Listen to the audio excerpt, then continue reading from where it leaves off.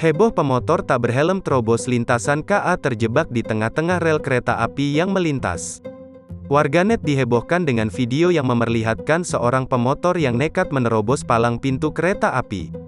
Kemudian ia terjebak di tengah-tengah rel perlintasan saat dua kereta api melintas.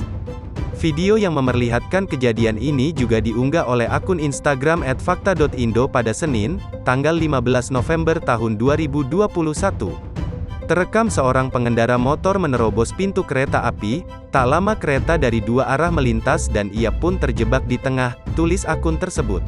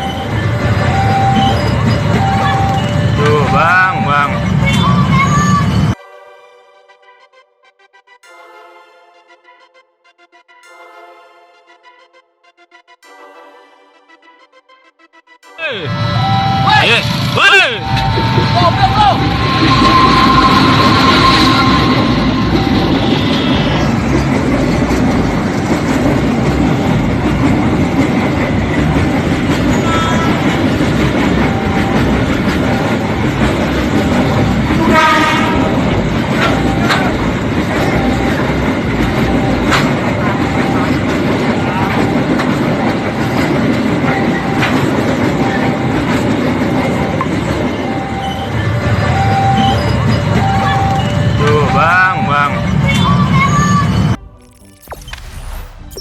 Jangan lupa subscribe, share, komen, dan like ya.